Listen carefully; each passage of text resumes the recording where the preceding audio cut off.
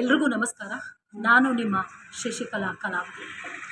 ಅಮ್ಮನ ಮಡಿಲು ಟ್ರಸ್ಟಿಂದ ಒಂದು ಚಿಕ್ಕದೊಂದು ವಿಷಯಗಳನ್ನ ನಿಮ್ಮ ಹತ್ರ ಹಂಚ್ಕೋಬೇಕು ಅಂತ ಇಷ್ಟಪಡ್ತಾ ಇದ್ದೀನಿ. ಇವತ್ತು ಹರೀಶ್ ರಾಯ್ ನಿಮ್ಗೆ ಗೊತ್ತೇ ಇದೆ, ಅವರು ಇತ್ತೀಚೆಗೆ ಅವರಿಗೆ ಹುಷಾರಿಲ್ಲ. ಅವ್ರ ಮನೆಗೆ ನಾವು ಸಂಜೆ ಹೋಗಿದ್ವಿ. ಹೋದಂಥ ಸಮಯದಲ್ಲಿ ಅವರು ಹಾಸ್ಪಿಟಲ್ಗೆ ಹೋಗಿದ್ರು, ಇರಲಿಲ್ಲ, ಬ್ಲಡ್ ಚೆಕಪ್ ಮಾಡಿಸೋದಕ್ಕೆ.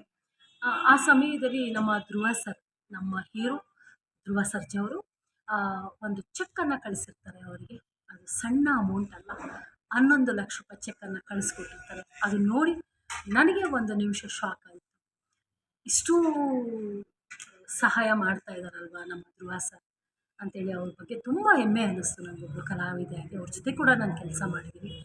ಧ್ರುವ ಸರ್, ನಿಮ್ಮ ಅಪ್ಪ ಅಮ್ಮ ಮಾಡಿದ್ದು ಇವತ್ತು ನಿಮಗೆ ಕಾಯ್ತಾ ಇದೆ, ನೀವು ಮಾಡೋದು ನಾಳೆ ನಿಮ್ಮ ಮಕ್ಳು ಕಾಯುತ್ತೆ. ಯಾವತ್ತಿದ್ರೂ ಅದನ್ನು ಬರೆದಿಟ್ಕೊಬಿಡಿ. ನೀವು ಮಾಡಿದ ದಾನ ಧರ್ಮ ಒಳ್ಳೆತನ ಎಲ್ಲಿದ್ದರೂ ನಿಮ್ಮ ಮಕ್ಕಳು ಕಾಯುತ್ತೆ ಸರ್. ಇತ್ತೀಚೆಗೆ ತುಂಬ ನೀವು ಪ್ರತಿಯೊಬ್ಬರಿಗೂ ಕಷ್ಟ ಸುಖ ಅಂದರೆ ಕೈ ಚಾಚ್ತಾ ಇದ್ದೀರಾ, ಆದರೂ ನೀವು ಸಪೋರ್ಟ್ ಮಾಡ್ತಾ ಇದ್ದೀರಾ.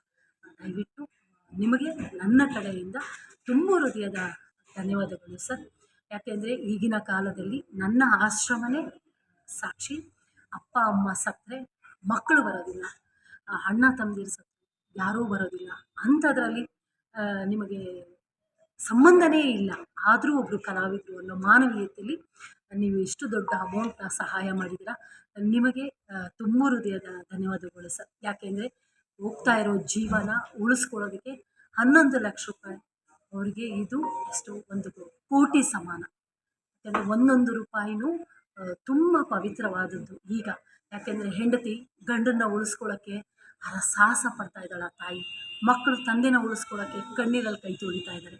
ಯಾಕೆಂದರೆ ಸುಲಭ ಅಲ್ಲ ಸರ್ ನೀವು ಕೊಟ್ಟಿರೋ ದುಡ್ಡು.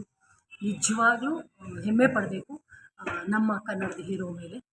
ತುಂಬ ಹೃದಯದ ನಿಮ್ಮ ಮೇಲೆ ಧನ್ಯವಾದಗಳು ಸರ್. ನಮಸ್ಕಾರ.